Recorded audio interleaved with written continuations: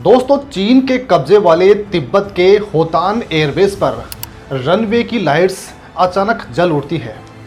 चीन का J-20 stealth fighter jet runway पर दौड़ लगाता है और हवा में अचानक गायब हो जाता है। ये कोई आम विमान नहीं है, बल्कि यह रडार की नज़र से बचने के लिए बनाया गया है। चीन को भ्रम था कि भारत की नज़र बचाकर ये फाइटर जेट अपना मिशन पूरा कर लेगा, लेकिन इसी वक्त हजारों किलोमीटर दूर भारत के एक अंडरग्राउंड कमांड रूम में एक स्क्रीन पर लाल बत्ती जलती है। किसी ने इस विमान को नहीं देखा है, लेकिन भारत के इस कमांड रूम में चीन के इस विमान का पता चल चुका है। दोस्तों, ये कोई फिल्म का सीन नहीं है, बल्कि यह आज की सच्चाई है। साल 2020 की गलवान घटना के बाद चीन ने तिब्बत और सिंजियांग प्रांत में अपने सैन्य बंदोबस्त को जिस तेज़ी के साथ बढ़ाया है, उसने भारत के सामने एक बहुत बड़ा खतरा खड़ा कर दिया था। लेकिन दोस्तों, इस खतरे के बीच भारत में जो चुपचाप तैयारी हो रही है, उसने पश्चिमी खुफिया एजेंसियों को भी हैरान कर दिया है। भारत ने हिमालय की गोद में एक ऐसा मायावी जाल बिछा दिया है जो चीन की हर एक सांस पर नज़र रख रहा है। भारत की तैयारी चीन के लिए नासूर बन जाने वाली है, क्योंकि हिमालय की गोद में भारत ने उस जाल को तैनात कर दिया है, जिसके बाद चीन का पत्ता भी हिला तो भारत को खबर मिल जाएगी। और दोस्तों, ना केवल खबर मिल जाएगी, बल्कि चीन के किसी भी दुस्साहस को भारत एक ही झटके में तबाह भी कर देगा। दोस्तों, साल 2020 की गलवान घटना के बाद चीन ने अपनी पश्चिमी कमान को जिस तरह से मजबूत किया है, वह किसी भी सैन्य विशेषज्ञ की नींद उड़ाने के लिए काफ़ी है। तिब्बत और सिंजियांग में चीन ने नए हवाई अड्डे बनाए हैं, मजबूत बंकर बनाए हैं, ड्रोन के ठिकाने बसाए हैं और सामान पहुंचाने के रास्ते चौड़े किए हैं। होतान, नगारी गुंसा, सिगात्से और लहासा गोनगढ़ जैसे एयरबेस अब चीन के वेस्टर्न थिएटर कमांड के अहम केंद्र बन चुके हैं। यहाँ लंबी दूरी की एयर डिफेंस सिस्टम तैनात हैं, स्टील्थ विमान खड़े हैं और ड्रोन की पूरी फौज मौजूद है। चीन को तिब्बत की ऊंचाई का बड़ा फायदा मिलता है। वहाँ से उड़ान भरने वाले विमानों को कम ईंधन में अधिक दूरी तय करनी पड़ती है और वे तेज़ी से भारत की सीमाओं तक पहुँच सकते हैं। इसी बढ़ते दबाव के सामने भारत के पास दो ही रास्ते थे, या तो वह हथियारों की गिनती को बढ़ाए या फिर कुछ ऐसा करे जो दुश्मन को पता ही ना चले कि कब उसे देखा जा रहा है। भारत ने यहाँ पर दूसरा रास्ता चुना है। दोस्तों, भारत ने पाकिस्तान की बात छोड़कर चीन के खिलाफ हिमालय की गोद में एक ऐसा मायावी चक्रव्यूह खड़ा कर दिया है जो आज चीन की हर एक सांस पर नज़र रख रहा है। ये कोई आम बंदोबस्त नहीं है, बल्कि लद्दाख से लेकर अरुणाचल प्रदेश तक फैला एक ऐसा जाल है जिसकी परतें इतनी बारीक हैं कि दुश्मन को पता भी नहीं चलता कि कब उसे देख लिया गया है। इस खतरे को भांपकर भारत ने जो कदम उठाए हैं, उन्होंने पूरी दुनिया का ध्यान अपनी ओर खींच लिया है। अचानक चीन को लेकर भारत ने अपने सबसे घातक हथियारों और तकनीक को एक जगह लाकर जमा क्यों कर दिया है? इसका जवाब छिपा है उस बड़े बदलाव में जो भारत की सुरक्षा सोच में आया है। सालों तक हमारी चर्चा सिर्फ लड़ाकू विमानों, मिसाइलों और सीमा पर तैनात जवानों के इर्द गिर्द ही घूमती रही है, लेकिन अब भारत ने केवल हथियारों की गिनती बढ़ाने के रास्ते को छोड़कर एक ऐसे मॉडल को अपनाया है जिसे निगरानी में दबदबा बनाना कहते हैं। मकसद साफ है, चाहे मौसम कैसा भी हो, चाहे पहाड़ कितने भी ऊंचे हों, चीन का कोई भी विमान, हेलीकॉप्टर, ड्रोन या मिसाइल हवा में उड़े, भारत को उसकी जानकारी ज़मीन पर उतरने से बहुत पहले मिल जानी चाहिए। हिमालय के इलाके में यह काम करना दुनिया के किसी भी हिस्से से अधिक मुश्किल है। यहाँ ऊंचे पहाड़, गहरी घाटियाँ और रडार की पहुँच से बाहर रहने वाले ऐसे इलाके हैं जो आम निगरानी प्रणाली के लिए बड़ी चुनौती है। अक्सर विमान पहाड़ी की आड़ को लेकर उड़ते हैं, जिसे तकनीकी भाषा में टेरेन मास्किंग कहते हैं। इसका मतलब ये है कि विमान पहाड़ की चोटी के पीछे छिपकर उड़ सकता है और आम रडार उसे तब तक देख नहीं सकते हैं जब तक वह बहुत करीब से ना आ जाए। रडार की तरंगें सीधी रेखा में चलती हैं और जब बीच पहाड़ आ जाए तो तरंगें रुक जाती हैं। इस वजह से घाटियों में छिपे इलाके रडार की नज़र से ओझल रहते हैं। इन्हीं चुनौतियों को देखते हुए भारत ने एक ऐसा बहुस्तरीय नेटवर्क खड़ा किया है जिसमें अलग अलग निगरानी प्रणालियां एक दूसरे की कमियों को पूरा करती हैं और पूरे इलाके में लगातार निगरानी बनाए रखती हैं। इस पूरे बंदोबस्त की पहली और सबसे ऊपरी परत अंतरिक्ष में मौजूद है। अंतरिक्ष में मौजूद सैन्य और ड्यूल यूज उपग्रह आज भारत की निगरानी की नींव बन चुके हैं। कार्टोसैट जैसे हाई रेजोल्यूशन उपग्रह चीन के हवाई अड्डों, सड़क निर्माण और सैन्य गतिविधियों की साफ तस्वीरें लेने में सक्षम हैं। ये उपग्रह जमीन पर हो रही हर हलचल को ऊपर से देखते हैं। अगर चीन कोई नया रनवे बना रहा है या किसी पुराने एयरबेस का विस्तार कर रहा है तो कार्टोसैट की आंखें उसे चूकने नहीं देती हैं। लेकिन दोस्तों, असली खेल तो तब होता है जब मौसम खराब हो। हिमालय में बादल और तूफान आम बात है और ऐसे में ऑप्टिकल कैमरे काम नहीं करते हैं। यहाँ रीसेट उपग्रह काम आते हैं जो सिंथेटिक अपर्चर रडार तकनीक का इस्तेमाल करके घने बादलों और ख़राब मौसम के बावजूद ज़मीन की निगरानी कर सकते हैं। रीसेट की तरंगें बादलों को चीरकर ज़मीन तक पहुँचती हैं और वहाँ की तस्वीर वापस भेजती हैं। इसके अलावा दोस्तों, EOS श्रृंखला के उपग्रह लगातार निगरानी करने की क्षमता देते हैं। ये उपग्रह एक ही जगह पर बार बार गुजरते हैं, किसी भी बदलाव को पकड़ लेते हैं, जबकि EMI-SAT इलेक्ट्रॉनिक खुफिया जानकारी जुटाने का काम करता है। यह उपग्रह चीन के रडार और संचार प्रणाली से निकलने वाले सिग्नलों को तुरंत ही पकड़ता है और उनकी लोकेशन भी शेयर कर देता है। दोस्तों, ये उपग्रह चीन के हवाई अड्डों पर किसी भी असामान्य हलचल, मिसाइलों की तैनाती या विमानों की हलचल को तब भी पकड़ लेते हैं जब विमान जमीन पर खड़े होते हैं। माना जा रहा है कि इन उपग्रहों से मिलने वाली ये जानकारी अब सीधे भारत के कमांड सेंटर में भेजी जाती है, जिससे लगभग वास्तविक समय में फैसले लेना संभव हो गया है। भविष्य में आने वाले नए सैन्य उपग्रह भारत की सिग्नल खुफिया, इलेक्ट्रॉनिक खुफिया और रणनीतिक निगरानी क्षमता को और भी अधिक मजबूत कर देंगे। ये उपग्रह इतने संवेदनशील होंगे कि वे चीन के एयरबेस पर खड़े विमानों के इंजन की गर्मी तक को पकड़ लेंगे। अंतरिक्ष के नीचे आती है हवा में मौजूद निगरानी प्रणाली की दूसरी परत। चीन के तिब्बत में बने ऊंचे हवाई अड्डे उसे विमानों को तैनात करने और तेज़ी के साथ आगे बढ़ने का बड़ा फ़ायदा देते हैं।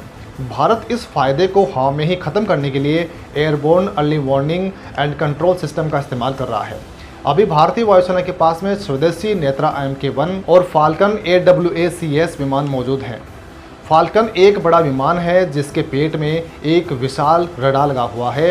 यह विमान हवा में उड़ते हुए सैकड़ों किलोमीटर दूर देख सकता है, लेकिन हिमालय जैसे इलाके में ज़मीन से उड़ने वाले विमानों की कुछ सीमाएं होती हैं। इसलिए भारत ने नेत्रा MK2 पर काम करना शुरू कर दिया है, जो अभी विकास के चरण में है। इसमें बहुत बड़ा रडार, लंबी उड़ान क्षमता, कम दिखाई देने वाले लक्ष्यों को ट्रैक करने की बेहतर क्षमता और 300 डिग्री से अधिक निगरानी कवरेज मिलने की उम्मीद है। इसका सबसे बड़ा फ़ायदा ये है कि जहां पहाड़ों के कारण ज़मीन पर लगे रडार की पहुंच सीमित हो जाती है, वहां यह विमान लगातार निगरानी बनाए रखने के लिए इस्तेमाल किया जाएगा और जो ज़मीनी रडार हैं उनकी खामियों को ये रडार पूरा कर देगा। नेत्रा MK2 इतना ऊंचा उड़ेगा कि उसकी नज़र पहाड़ों के पीछे छिपे इलाकों तक भी पहुंच जाएगी। दोस्तों, हवा के ठीक नीचे आती है वह परत जिसे पूरे सिस्टम की रीढ़ माना जा रहा है, यानी माउंटेन रडार नेटवर्क। हाल ही में गुलमर्ग और नागालैंड सेक्टर में विशेष माउंटेन रडार लगाने के फैसले ने काफ़ी ध्यान आकर्षित किया है। ये वजह बेवजह नहीं चुनी गई है। गुलमर्ग का रडार लद्दाख, उत्तरी कश्मीर और काराकोरम क्षेत्र की तरफ से आने वाली किसी भी हवाई गतिविधि पर नज़र रख सकता है। गुलमर्ग की ऊंचाई इतनी है कि वहां से लगा रडार दूर दूर तक देख सकता है। वहीं नागालैंड में लगाए जाने वाला रडार अरुणाचल प्रदेश और पूरी हिमालय की ओर आने वाले हवाई मार्गों की निगरानी करेगा। दोस्तों, यह साफ संकेत है कि भारत पश्चिमी और पूर्वी दोनों मोर्चों पर अपनी पकड़ मजबूत कर रहा है। माना जा रहा है कि ये केवल शुरुआती चरण है। भविष्य में हिमाचल प्रदेश, उत्तराखंड, सिक्किम और अरुणाचल प्रदेश के अन्य इलाकों में भी इस तरह के रडार लगाए जाने की योजना है, जिससे पूरी हिमालयी सीमा पर निगरानी की एक मजबूत और अटूट श्रृंखला तैयार हो जाएगी। दोस्तों, ये माउंटेन रडार आम रडारों से अलग होते हैं। इन्हें खास तौर पर पहाड़ी इलाकों के लिए डिज़ाइन किया गया है। ये पहाड़ों के बीच में भी काम कर सकते हैं और ऐसी जगहों पर निगरानी रख सकते हैं जहां आम रडार पहुंच ही नहीं पाते हैं। दोस्तों, इस नेटवर्क को और भी अधिक मजबूत बनाने के लिए अरुंधरा मीडियम पावर रडार काम करता है। इसे केवल एक आम हवाई निगरानी रडार नहीं माना जाता, बल्कि यह पूरे कमांड सिस्टम से जुड़कर एक नेटवर्क आधारित सेंसर की तरह काम करता है। अरुंधरा की खासियत ये है कि यह एक साथ लड़ाकू विमान, क्रूज मिसाइल और कई हवाई लक्ष्यों को ट्रैक कर सकता है। इसकी खासियत ये है कि यह अन्य रडारों के साथ मिलकर काम करता है, जिससे अगर एक रडार किसी वजह से काम ना भी करे तो यह दूसरा रडार उस खाली जगह को भर देता है और निगरानी क्षमता प्रभावित नहीं होती है। अरुंधरा को ऐसे बनाया गया है कि वह एक ही वक्त में सैकड़ों लक्ष्यों पर नज़र रख सकता है। अगर चीन एक साथ कई विमान या मिसाइलें भेजता है तो अरुंधरा उन सबको अलग अलग ट्रैक कर सकता है। अब दोस्तों, इसके बाद आता है अश्विनी AESA रडार का परिवार, जो इस पूरी व्यवस्था की एक बहुत ही महत्वपूर्ण कड़ी है। इस रडार को ज़रूरत पड़ने पर किसी भी संवेदनशील क्षेत्र में ले जाकर तैनात कर सकते हैं। अगर किसी सेक्टर में अचानक तनाव बढ़ता है तो इन रडारों को वहां भेजकर तुरंत निगरानी क्षमता बढ़ाई जा सकती है और यह जहां भी जाता है वहां कुछ ही मिनटों में काम शुरू कर देता है। यह लचीलापन भारतीय सेना और वायुसेना को यह ताकत देता है कि वह दुश्मन की चाल के हिसाब से अपनी निगरानी की दिशा तुरंत बदल सके। यही वह राज है कि आखिर हिमालय की गोद में भारत के हथियार कैसे पहुंच रहे हैं और चीन इस बारे में इतना सोच भी क्यों नहीं पा रहा है। चीन की निगरानी प्रणाली अभी भी बड़े और स्थिर ठिकानों पर केंद्रित है, जबकि भारत की ताकत अब उसकी गतिशीलता और छिपे हुए नेटवर्क में है।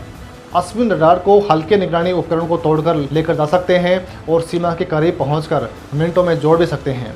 चीन के उपग्रहों को बड़े बड़े बंकर और स्थायी ढांचे तो दिखते हैं, लेकिन ये छोटे छोटे मोबाइल रडार उसकी नज़र से बच जाते हैं। कम ऊंचाई पर उड़ने वाले हेलीकॉप्टर, ड्रोन, क्रूज मिसाइल और घाटियों का सहारा लेकर आने वाले लक्ष्यों का पता लगाने के लिए भारत ने एक अलग ही सुरक्षा कवच तैयार किया है। भारत भरनी radar, low level light weight radar MK2 आधुनिक एंटी ड्रोन रडार विकसित कर रहा है। भविष्य के युद्धों में ड्रोन, ल्यूटरिंग म्यूनिशन और सटीक हथियारों की भूमिका बढ़ने की संभावना को देखते हुए यह परत बेहद महत्वपूर्ण हो गई है। ये रडार खास तौर पर उन लक्ष्यों को पकड़ने के लिए बने हैं जो ज़मीन के बहुत करीब उड़कर पहाड़ों की आड़ में छिपने की कोशिश करते हैं। आज के युद्ध में ड्रोन का इस्तेमाल बहुत तेज़ी के साथ बढ़ रहा है।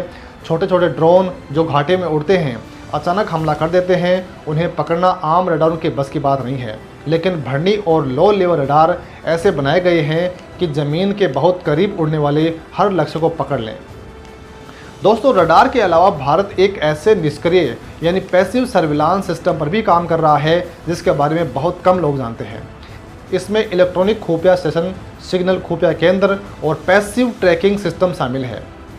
इन सिस्टम की सबसे बड़ी खासियत ये है कि ये स्वयं कोई रेडियो तरंग नहीं छोड़ते हैं। ये बस दुश्मन के रडार, संचार प्रणाली और अन्य इलेक्ट्रॉनिक संकेतों को चुपचाप पकड़कर उसकी गतिविधियों का पता लगाते हैं। क्योंकि ये स्वयं कोई सिग्नल बाहर नहीं भेजते हैं, इसलिए दुश्मन के लिए इनका पता लगाना और इन्हें निशाना बनाना लगभग नामुमकिन होता है। आम रडार तरंगे भेजते हैं और वापसी के सिग्नल से दुश्मन का पता लगाते हैं, लेकिन इस प्रक्रिया में रडार खुद की लोकेशन को भी बता देता है। पैसिव सेंसर ऐसा नहीं करते हैं, वे बस सुनते हैं बिना बोले। यह तकनीक चीन के नए हथियारों के मुकाबले बहुत काम आती है। चीन के पास J-20, भविष्य के J-35 और अन्य स्टील्थ ड्रोन जैसे कम दिखाई देने वाले विमान मौजूद हैं। स्टेल्थ विमान ऐसे बनाए जाते हैं कि उन पर रडार की तरंगें टकराकर वापस ना आए, बल्कि किसी और दिशा में चली जाएं। इस वजह से आम रडार इन्हें पकड़ ही नहीं पाते हैं। ऐसे विमानों को पूरी तरह से ट्रैक करना हमेशा संभव नहीं होता है, लेकिन पहले उनकी मौजूदगी का पता लगाना ज़्यादा ज़रूरी होता है। इसी उद्देश्य से Bharat VHF radar, multi band radar, passive detection system और सेंसर फ्यूजन तकनीकों में भारी निवेश कर रहा है। VHF रडार की तरंगें बहुत लंबी होती हैं और वे स्टील्थ विमान के बड़े हिस्सों से टकराकर वापस आ सकती हैं। मकसद ये है कि स्टील्थ विमान की हल्की सी भी इलेक्ट्रॉनिक गूंज पकड़ी जाए और तुरंत अन्य सेंसरों को उस दिशा में सक्रिय कर दिया जाए। एक बार जब पैसिव सेंसर को पता चल जाता है कि किस दिशा में स्टेल्थ विमान है, तो वह उस दिशा में अरुंधरा या फिर अश्विनी रडार को सक्रिय कर देता है, जो फिर उस विमान को पकड़ लेते हैं। अब इन सभी परतों को जोड़ने का सबसे महत्वपूर्ण काम IAC-CS यानी integrated air command and control system करता है। अगर यह सिस्टम ना हो तो सभी रडार, अवाक्स विमान, उपग्रह और एयर डिफेंस सिस्टम अलग अलग टापों की तरह काम करेंगे। हर रडार अपनी अलग अलग रिपोर्ट देगा, हर उपग्रह हर उपग्रह अपनी अलग अलग तस्वीर भेजेगा और कमांडर के पास इतनी अधिक जानकारी होगी कि वह फैसला नहीं ले पाएगा। लेकिन ICACS इन सभी स्रोतों से आने वाली जानकारी को एक जगह जोड़कर कमांडरों को पूरी हवाई क्षेत्र की एक साफ और एकीकृत तस्वीर उपलब्ध करवा देता है। दोस्तों, इसी वजह से इसे भारत की राष्ट्रीय वायु रक्षा प्रणाली का दिमाग भी आप कह सकते हैं। यह सुनिश्चित करता है कि अगर अंतरिक्ष का उपग्रह कुछ देखता है तो जमीन पर बैठा कमांडर उसे तुरंत अपनी स्क्रीन पर देख सके और फैसला ले सके। ICACS एक ऐसा सिस्टम है जो हर रडार, हर उपग्रह, हर विमान से आने वाली जानकारी को एक स्क्रीन पर लाता है। कमांडर को बस एक नज़र डालनी होती है और उसे पूरे इलाके की स्थिति का पता चल जाता है। दोस्तों, भविष्य में इस पूरे नेटवर्क में आर्टिफिशियल इंटेलिजेंस की भूमिका और अधिक बढ़ने वाली है। जिस तरह से उपग्रह, रडार, ड्रोन और सेंसर की संख्या बढ़ेगी, वैसे वैसे डेटा की मात्रा भी इतनी बढ़ जाएगी कि इंसान उसे अकेला संभाल ही नहीं पाएगा। एक दिन में इतनी अधिक जानकारी आएगी कि उसे पढ़ने में ही इंसान की पूरी ज़िंदगी लग जाए। अब दोस्तों, AI आधारित सिस्टम इसी डेटा का खुद विश्लेषण करेंगे, संदिग्ध गतिविधियों की पहचान करेंगे और संभावित उड़ान मार्ग का अनुमान लगाएंगे, खतरों को प्रायोरिटी देंगे और मानव ऑपरेटर तक जानकारी पहुंचने से पहले ही प्रतिक्रिया के सुझाव दे देंगे। दोस्तों, यह वह स्तर है जहां मशीन इंसान से तेज़ फैसले लेगी। दोस्तों, AI यह भी बता पाएगा कि चीन का कोई विमान अभ्यास कर रहा है या असली हमले की तैयारी कर रहा है। दोस्तों, चीन के मुकाबले भारत की इस बदली हुई स्थिति को देखकर दुनिया हैरान है। दुनिया भर के जो रक्षा एक्सपर्ट हैं वो यह कहने लगे हैं कि भारत को लेकर इतना आगे बढ़ने की उम्मीद नहीं दिख रही थी। सालों तक भारत को केवल हथियार खरीदने वाला देश माना जाता था, लेकिन अब भारत खुद एक ऐसा एकीकृत निगरानी तंत्र बना रहा है जो ज़मीन, हवा, अंतरिक्ष और इलेक्ट्रॉनिक स्पेक्ट्रम में फैला हुआ है। यह नेटवर्क LAC पर हर गतिविधि पर लगातार नज़र रखता है। स्पेस से लेकर ज़मीन तक ये वो हथियार और तकनीक हैं जो चीन के लिए एक चुनौती बन चुकी हैं। कार्टोसैट की आंखें, नेत्रा की उड़ान, गुलमर्ग और नागालैंड के माउंटेन रडार, अरुंधरा की नेटवर्किंग, अश्वन की गति और पैसिव सेंसर की खामोशी, यह सब अलग अलग नहीं बल्कि एक ही मकसद से जुड़ा हुआ है।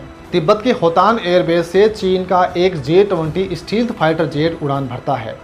पायलट को भरोसा है कि हिमालय की ऊंची चोटियां और गहरी घाटियां उसे रडार की नज़र से बचाए रखेंगी। उसे लगता है कि वह अदृश्य है, लेकिन घाटी के किसी कोने में लगा एक पैसिव सेंसर बिना कोई सिग्नल छोड़े उसके इंजन की हल्की सी इलेक्ट्रॉनिक गूंज पकड़ लेता है।